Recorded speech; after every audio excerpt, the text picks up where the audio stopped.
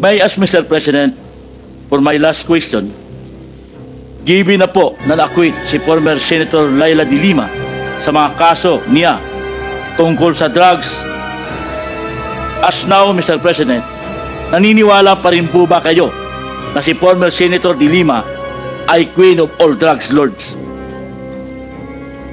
Sir, I go by what is the reality of the day. Pag sinabi ng korte, inosente si de Lima, inosente si de Lima. Wala tayong magawa dyan. Kung magsabi ang korte, guilty si Duterte, wala rin kayong magawa dyan. That's a democratic process. Ibig sabihin po, Wala nagkamali tayo ng pag-akusa kay former Senator de Lima. Thank you very much, Mr. Chair. Okay po. Mr. Chairman, Mr. President, mayroong pronouncement sa Philippine Daily Inquirer written by Marlon Ramos, Robert Dejon, noong October 14, 2016. And de Lima called mother of all drug lords. Nakasulat po to at binabanggit po. Naniniwala po ba kayo at si Secretary de Lima ang mother of all drug lords? Who said it, sir? According sa report ay mga tao po natin sa Malacanang ay Sino, si sir? Director Ruel Lasala and Reynaldo Esmeralda, former NBI officer in charge ng Department of I Justice. would like to congratulate them for making this statement. Secretary de Lima, would you agree with the statement of the former president that you are the mother of all drug lords?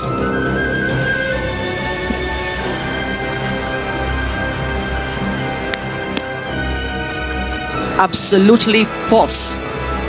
That is a fictitious, bogus allegation against me. And then they filed cases against me. Kinasuhan po ako nila ng mga kaso tungkol sa droga, initially consummated illegal drug trading, inamend nila into conspiracy to commit illegal trading. 30 kaso yung sinampa sa akin. Absuelto na po ako dun sa 3 dahil wala po akong kinalaman sa illegal drugs kasama Mr. Chairman, former President, kung alam niyo po ba na kinasuhan po ni former Senator Trillanes sina Congressman Paulo Duterte, Attorney Mans Carpio for drug smuggling? Hindi ho. Pero kung totoong drug smuggling man sila, they should be prosecuted in court.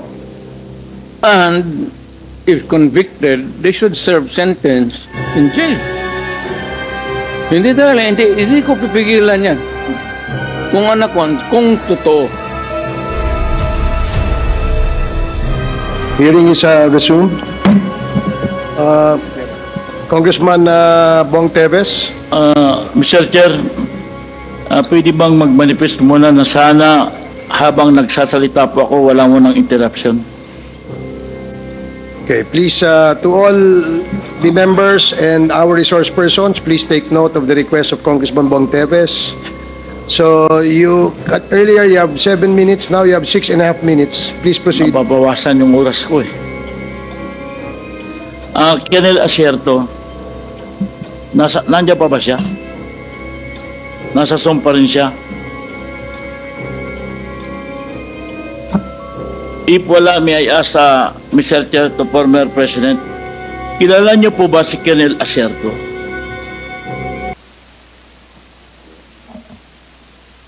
Hindi ho.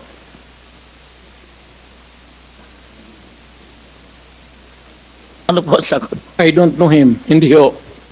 Okay, thank you, Mr. Chair.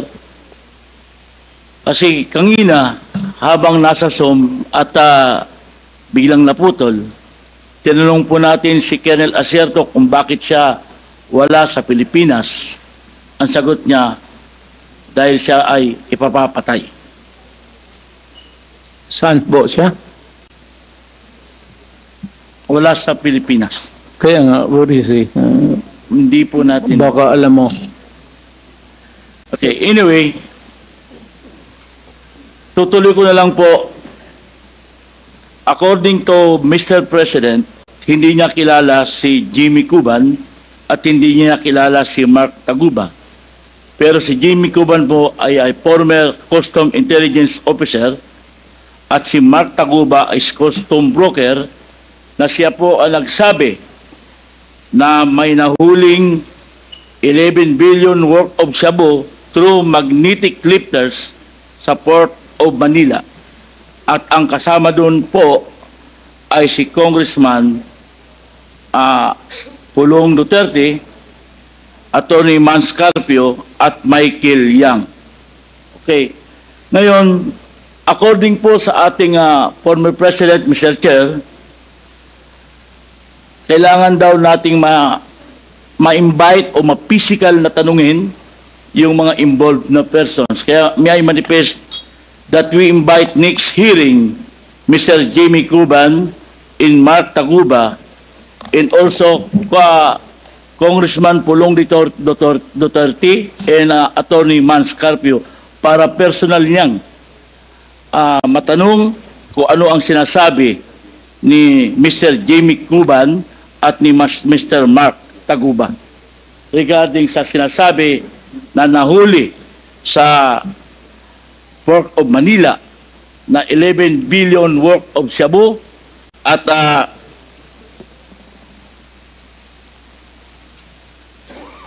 6.4 billion metal cylinders worth of drugs. Mr. Chairman. Before I recognize Congressman Paduano, there's a request of Congressman Bong Teves to invite the persons he mentioned and COMSEC, the whole secretariat of the Quadcom, please take note and send invitations to the persons mentioned by Congressman Bong Teves. Before you proceed, yes. Chairman, just with due respect to Congressman Teves, this is just a matter of clarification. Kasi po, if giving due courtesy to a colleague in the House, we should not invite, I think it's just proper, Mr. Chairman, that we should not invite Congressman Pulong Duterte. He should be present voluntarily if he wants. Just giving due courtesy, Mr. Chairman, to a colleague in the House. The COMSEC is directed to send notice to our colleague Congressman Pulong Duterte to attend the next committee hearing of the Quadcom. So, please proceed, Congressman Bong Teves. The next question po, Mr. Chairman. According to our former Senator Trillanes, piki ang war on drugs ng ating dating Pangulo. Bakit po kaya sinabi na piki in war on drugs? Siguro pwede nating tanungin si former Senator Trillanes bakit nasabing piki ang kanyang war on drugs ng mga nakaraang administrasyon. Have you taken your oath, former Senator Trillanes? Please administer the oath first of Senator Trillanes before we ask him questions. Please raise your right hand. Do you swear to tell the truth, the whole truth, and nothing but the truth in this congressional inquiry, so God may help you? The oath has been administered, sir. Okay, thank you. Check. Please proceed, Congressman Bong Teves. According po kay former Senator Trillanes, sinabi po niya na piki ang war on drugs nung panahong administrasyon ni former President Duterte. May I ask to former Senator, bakit po niyo sinabi na piki ang war on drugs? Ang statement po na yon na peke po ang war on drugs ni Duterte noong nakarang administrasyon. Ito po ay bunga nung nakalap namin na impormasyon at ebidensya nung kami ay nag-iimbestiga nila Senator Laila de Lima at dun sa aming sariling pagkalap na impormasyon at base na rin dito po sa testimonya, Mr. Chairman, ni Arturo Las Cañas sa ICC na naisumite niya at nagkaroon na rin ng kopya dito po sa Quadcom At doon sa kanyang video, sinabi niya po na ginagamit lang ang war on drugs ni Duterte para takutin ang sambayan ng Pilipino at takutin ang iba't ibang sektor ng lipunan para hindi siya paghinalaan dun sa kanyang sariling involvement sa illegal drugs. Kaya nga siya na-mention po na siya ang Lord of all drug lords. Ito po ay sinabi niya na mga kasabwat ni Duterte ay sina Michael Yang, Charlie Tan, Sammy Uy. At ito po, si Michael Yang ay ayon mismo sa report ni Colonel Acerto na dating Deputy Director of the Drug Enforcement Group of the Philippine National Police. Sinumitin niya yung report tungkol sa involvement ni Michael Yang. Dito naman po, dun sa sinasabi niyo po, Mr. Chairman, na si Jimmy Guba na Customs Intelligence Police, sinasabi niya na si Michael Yang ang involved doon sa magnetic lifters na shipment. Ngayon po, lahat po yan ay nakalap namin. Pero ngayon po, kung dahil po doon, tinignan namin kung ano yung ebidensya na pwede naming malink ito. Kaya nga po, binalikan namin yung mga bank accounts na nakalap namin kay Duterte noong 2016. Tinitignan namin kung merong mga pumasok na pagkapirahan dito po sa kanya. At doon nga po kami nakakita ng mga deposito sa sa mga accounts ni Duterte galing po dito po sa grupo ng mga drug lords na ito. At kung papayagan po, Your Honor, meron po akong PowerPoint presentation para po makita po nila kung ano yung sinasabi ko na money trail, paper trail dito po sa drug proceeds ni Mr. Duterte and his family. How many minutes will be your presentation? Ano lang po yan? 5 slides lang po ito. Pero I will focus on the last slide lang ho. Sige, Mr. Chairman. Sige, go ahead, Mr. Trillanes. So, ito po ang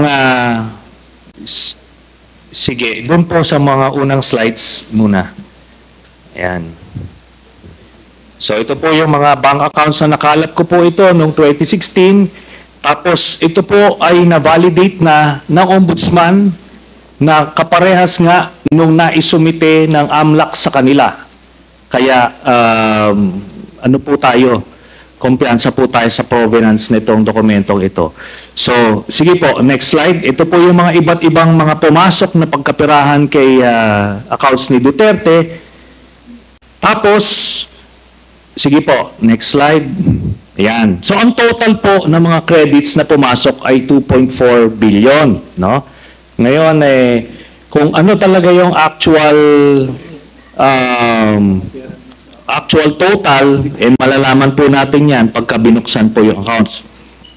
Ngayon po ito, no?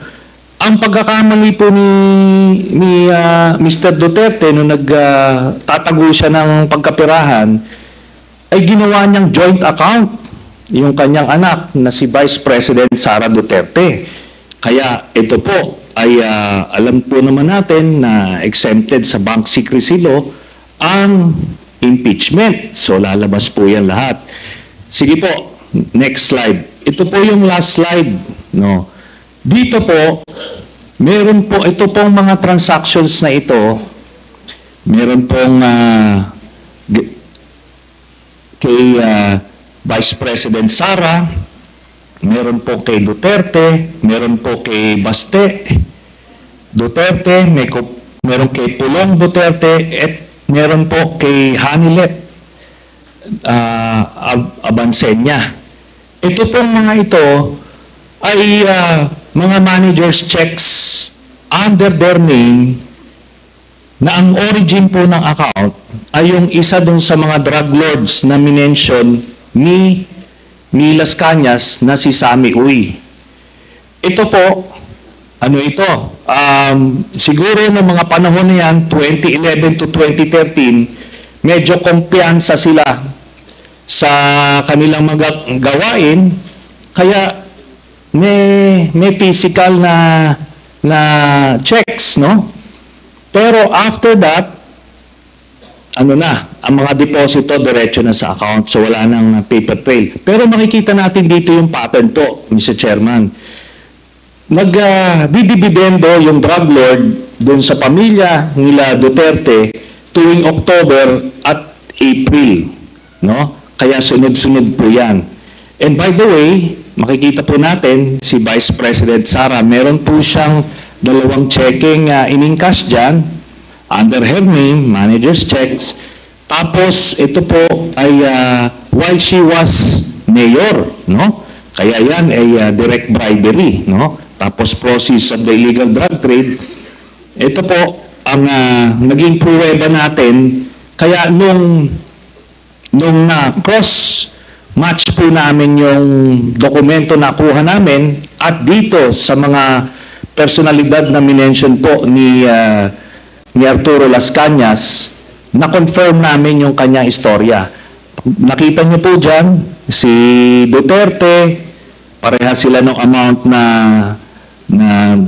in-encash, no? Tapos, itong mga anak, sila Baste Duterte, ayan po, tagte 10 million every 6 months.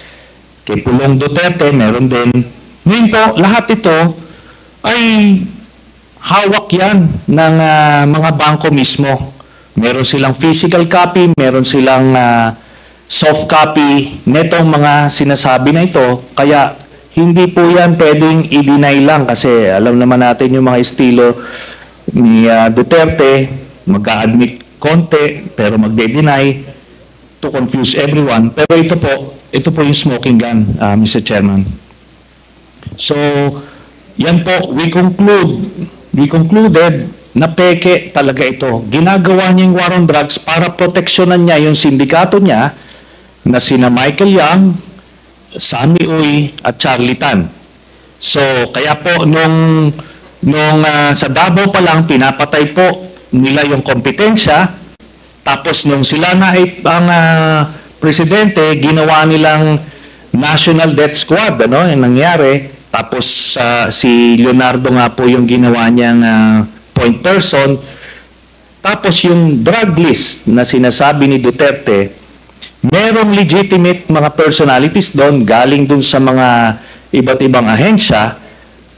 Pero pag may kailangan silang isingit ng mga kalaban nila sa drug business, sinisingit po nila doon. Kaya nga may mga tinutumba na mga involved din sa illegal drugs kasi kompetensya nila yon sa distribution. Kaya yan po lahat na yan ay napagtagpi-tagpi namin. So, kaya that would explain kung bakit protektado si Michael Yang kahit na may report itong si Colonel Acerto. Tapos hindi lang po yan, nung nilabas po yung report na yon, sa sobrang pagproteksyon nila kay Michael Yang, yung mismong gumawa ng investigasyon, yun yung gustong ipapatay at sinampahan ng kaliwat kanang kaso. Kaya makita natin dun sa mga drug lord na hindi kasabwat sa sindikato ni Duterte, porsigido siyang patayin, pero doon sa kanilang grupo, itong mga ito na mention, Michael Yang, Charlie Tan at Sammy Uy, protektado hanggang ngayon. Ni nga yung PDEA director ni Duterte na si Wilkins Villanueva, hindi nga masama sa drug list hanggang after 2022 si Michael Yang. Yun po ang dahilan kasi binilin po sa kanya yan ni Duterte. Salamat po. Mr. Chair, Yeah, please proceed, Congressman Teves. may I Mr. ask Chairman. the former President kung alam niyo po ba na kinasuhan po ni former Senator Trillanes sina Congressman Paulo Duterte, Attorney Mans Carpio for drug smuggling? Hindi ho. Pero kung totoong drug smuggling man sila, they should be prosecuted in court. And if convicted, they should serve sentence in jail. Hindi ko pipigilan yan. Kung anak ko, kung totoo. Ngayon, yung narration dito ni ko kilala itong taong to, forgot his name. Your Honor, if there is an iota of truth, iota lang, baski konti lang, you can find out, may nilagay siya ng record. Now, I'm willing to execute an affidavit or kayo na lang to summon the banks pursuant to my waiver. Kung may totoo lang maski isa, I will hang myself in front of you. You can summon, I will sign a waiver, all banks, pati yung World Bank ng Amerika. Kung may isang totoo lang nakiting, I will resign and I will ask my daughter to resign and everybody in the family. That is my guarantee. And I will hang myself. Mr. Chairman. May I know, Mr. Chairman. Sir. Dali sige, sorry, Congressman Paduano, sige, you and then Congressman Teves, and then I will allow you, Senator Trillanes, after the two members have spoken. Yes, Congressman Paduano. Thank you, Chairman, with the indulgence of Congressman Teves. Ganito lang po, because Senator Trillanes presented yung mga bank accounts. May I ask this former senator, how did you acquire these documents, bank documents? Nung campaign po noong 2016, meron pong nag-abot sa aming opisina na ang pangalan po niya ay Joseph De Mesa, in-identify niya. So sinabi niya, meron siya mga dokumento na pwede namin tignan. So kampanya po yon, hindi po namin nabigyan ng atensyon until siguro a few weeks after, nakita ko po, yun pong nandoon, iba't ibang accounts. Then, chinek namin, binalidate po namin kung totoo yun, no? So, may mga nagdeposito po na doon sa iba't ibang accounts ni Duterte. Tapos, totoo nga, legitimate po. Then, nung kampanya, nilabas ko po ito at inamin mismo ni Duterte na totoo daw kasi una, dinideny po nung kanyang spokesman, but eventually, nung na-corner na siya, inamin niya, no?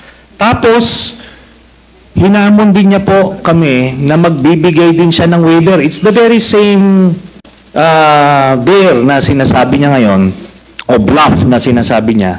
At ano po, ako po ay nagpakita dun sa BPI branch na yon sa Julia Vargas, pero siya po hindi sumipot. Ang sumipot sa kanya, itong si Panelo. Ngayon si Panelo, wala pong dalang waiver. Ang nilabas niya, special power of attorney na may specific conditions. Ngayon po, natapos na lahat yung kampanya, presidente na siya, ni ay ni oy, wala na po nangyari doon. Kaya ito po, inadmit niya na yung mga dokumento na yan. Inadmit niya na yan, no? And let me just comment a bit, Mr. Chairman. Kasi yung sinasabi niya, in relation dun sa case na final ko kay Pulong tsaka kay Mans Carpio, sabi niya, i-file daw sa korte at harapin nila. Pero yung mga libo-libong mga pinagpapatay never got that privilege of the due process.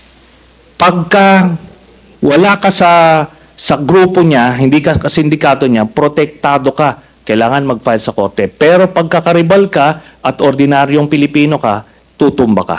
Yun lang po, Mr. Chairman. Chairman, can I have my follow-up question? You have the floor, Congressman Paduano. Former Senator Trillanes testified that that document was not acquired legally. It was just given to him, and with that, Mr. Chairman, though he might appreciate that bank records, but for me, Mr. Chairman, I am not a lawyer, but with regards to how authentic is the bank documents being presented to us by former Senator Trillanes, we must ask the AMLA, Mr. Chairman. So, with that, Mr. Chairman, unless Senator Trillanes can present to us another document that that bank records came from an authentic, competent agency of government, Mr. Chairman. In this case, it's the AMLA. Now, Mr. Chairman, so with that, Mr. Chairman,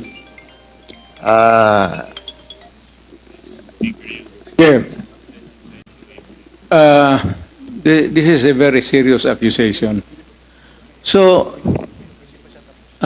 Mr. Chair, Mr. Chair, Congressman order. Paduano has asked the floor, but with the Yes. indulgence of No, I think the chairman has ruled a while ago the sequence of those people present in this hall to answer. okay. I think we must follow that, Mr. Chair. Thank you for reminding the chair, Congressman Acop. Now, Congressman Paduano, please proceed if that is your last. I am sorry, I thought that you were tapos na. Thank you, Mr. thank President. you, Mr. President.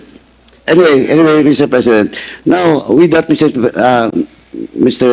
Chairman, and the former President has a while ago has a commitment to waive his right with regards to all the bank accounts that was mentioned by former Senator Trillanes. Now, Mr. Chairman, pwede naman parallel yan. AMLAC, at the same time, yung waiver if the former President will sign a waiver with regards to all those bank accounts. Thank you, Mr. Chairman. I will sign it, the document, tomorrow. And I will hand it kasi magagawin pa ng abogado. But I said, if there is an iota of totoo yung sinasabi, I will hang myself in your presence. I will invite you all to be a witness. Okay, thank you, Mr. Chairman. Congressman Paduano. Si Congressman Bong Teves, and then I will allow former Senator Trillanes after Congressman Bong Teves. Thank you, Mr. Chair. This is my last question. Siguro naman, first, Mr. President, lahat po na tinanong ko po sa inyo ay galing po yan kay Mr. Jimmy Guban. Not for me. At kasi po ay na-invite na natin siya rito bilang isa sa mga resource person sa mga naunang hearings. And then, may I ask Mr. President, for my last question, given na po na na-acquit si former Senator Laila de Lima sa mga kaso niya tungkol sa drugs, as now, Mr. President, naniniwala pa rin po ba kayo na si former Senator de Lima ay queen of all drugs lords? Sir, I go by what is the reality of the day. Pag sinabi ng korte, inosente si de Lima, inosente si de Lima. Wala tayong magawa dyan. Kung magsabi ang korte, guilty si Duterte, wala rin kayong magawa dyan. That's a democratic process. Ibig sabihin po, nagkamali tayo ng pag-akusa kay former Senator de Lima. Thank you very much, Mr. Chair. Okay po. Mr. Chairman, Mr. President, merong pronouncement sa Philippine Daily Inquirer written by Marlon Ramos, Robert Dehon, noong October 14, 2016. And de Lima called mother of all drug lords. Nakasulat po to at binabanggit po. Naniniwala po ba kayo that si Secretary de Lima ang ang mother of all drug lords? Who said it, sir? According sa report ay mga tao po natin sa Malacanang ay Sino, si sir? Director Ruel Lasala and Reynaldo Esmeralda, former NBI officer in charge ng Department of I Justice. would like to congratulate them for making this statement. Secretary De Lima, would you agree with the statement of the former president that you are the mother of all drug lords?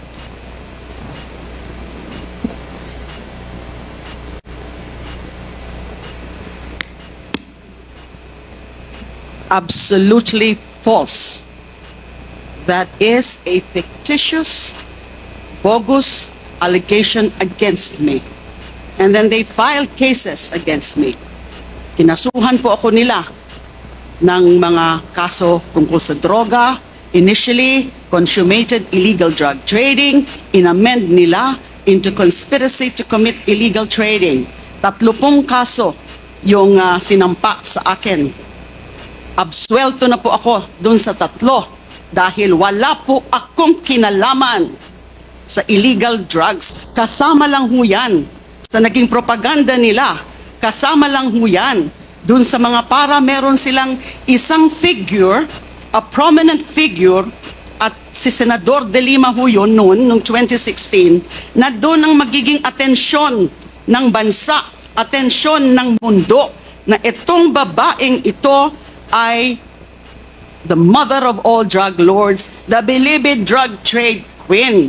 Ano pong nangyari dun sa mga nagpakusa sa akin, yung mga beloved convicts, mga nung una, yun ang mga sabi nila, kung ano-ano mga sinabi nila na nag-raise funds ako. Pero kinalaunan, binabawi ho nila yung kanilang mga akusasyon against me. I was cleared of all 3 drug cases. I underwent the whole process. Dumaan po ako sa buong proseso kahit mahirap, masakit para sa akin. Kinulong ako ng almost 7 years na hindi na po nila yan mababalikan dahil sa pagkagalit nung pinaka-mastermind nung pag-persecute sa akin na inimplement nung kanyang Secretary of Justice, si Vitaliano Aguirre. At meron pang mga ibang handlers na siyang mga kumausap dun sa mga nagtestigo against me. So that is absolutely false. That is a slanderous accusation against me. Thank you po. Mr. Chairman, Mr. President. Yo, what's up mga tropa pips? So napanood nyo naman po yung ating paunang video na kung saan ay talagang soplak etong si Digong doon sa Quadcom hearing na yon na kung saan ay tinukoy nitong si Congressman Bong Teves yung patungkol po sa kaso ni De Lima na na-acquit siya. Na totoo naman talagang na-acquit at nabasurang mga kaso, napatunayan po ng korte na wala talagang kinalaman si De Lima sa mga ibinintang sa kanya ng kampo ni Digong. Diba? Yun ang maliwanag dyan. 7 taon na nagdusa si De Lima sa kulungan, hindi niya tinalikuran, hindi niya tinakasan ang kanyang mga kaso. Yan ang tunay na malinis ang konsensya. Ngayon, laging binabanggit kasi ni Digong na kung sakali daw pong totoo, kung sakali daw pong mapatunayan, gugurgurin daw niya ang kanyang sarili. Sa ICC nga takot na takot siya. Sa ICC nga nangangatog na yung baba ni Bato di ba? Nangangatal na sa pagsasalita Pikon na pikon tapos yung pang ganon. Kaya tama na sana yung panloloko, di ba? Doon lang tayo sa mga makatotohanan. Hindi yung kung ano-ano pa mga idadagdag na mga salita para ma-justify lang ang kanyang sinasabing katotohanan. Pero, di ba, matagal na po tayong nabudol yung mga ganyang salita Matagal na tayong nadala sa ganyang mga salita at hindi na po tayo muli mabubudol ng mga ganyang pananalita. Hindi na effective yung ganyang mga salita. Ay, kahit gurgurin ko sarili ko. Naku. Hindi na po yan na, kumbaga pumapasa sa panlasa ng mga Pilipino. Kasi po, alam na ng mga Pilipino na hindi totoo yan.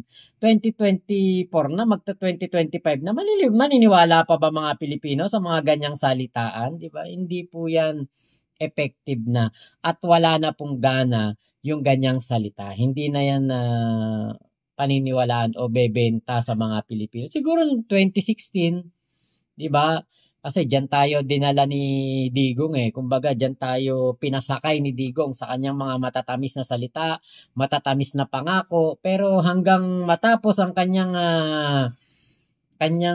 termino at ang kanyang anak nga ay vice presidente na, walang natupad sa kanyang mga sinabi, katulad ng pagtatapos ng traffic sa EDSA. Ngayon nga, kada tingin natin ng balita, di ba? Traffic sa EDSA. Hindi lang sa EDSA, pati sa buong Kamaynilaan, traffic. Actually, kahit naman walang yun ngang wala namang okasyon, wala namang kahit anong celebration para sa mga Pilipino. Yung normal day lang, di ba? Traffic sa EDSA, yun pa kayang magpapasko. Talagang exodus ng traffic ay nararanasan po kada magpapasko dyan sa Manila. Di ba? Hindi po natapos ni Digong ang problema na yan. Yung sinasabi niya, natatapusin niya ang krimen, tatapusin niya korupsyon, tatapusin niya ang usapin ng pulburon dito sa ating bansa sa pamamagitan ng WOD niya, wala pong nangyari din. Kasi nga po, paano matatapos ng isang nagsabing tatapusin niya ang issue ng pulburon kung siya mismo kasabwat ng mga nagbebenta ng pulburon na mga tsekwa, diba? Ayan. Kaya nga nila pinokus ang kanilang paninira kay Senator De Lima, kasi nga po, kailangan nila na merong isa na mga magdusa. May mga magdusa katulad ni Guba, ni Taguba, na mga walang kinalaman sa illegal na pulburon para isipin na sila ay hero dahil nga po ayaw daw ni Digong sa pulburon. Yun ang katotohanan niya, di ba? Kunwari lang ayaw, kunwari lang nanghuhuli, pero ang totoo, yung mga walang kinalaman ang hinuhuli. Tapos yung mga nakatsinelas ang nagugurgur. Kung kung talagang ayaw ni Digong sa sa pulburon, bakit si Michael Yang nakatakas, wala na rito sa bansa? Bakit si Michael Yang hindi nagurgur? Bakit yung mga nakatsinelas nagurgur, di ba? Yun yung hard evidence, logic lang ng ginawang WOD ni Digong na eto'y peke, laban lang talaga sa mga kakumpetensya ni Michael Yang. So, yun lamang po. Maraming salamat sa pagsama nyo dito sa aking vlog na ito. Ingat po kayo. Nasa mang panig kayo ng mundo. Merry Christmas, Happy New Year. Chup chup. Love you. God bless us all. Pilipinas. God first. Salamat po.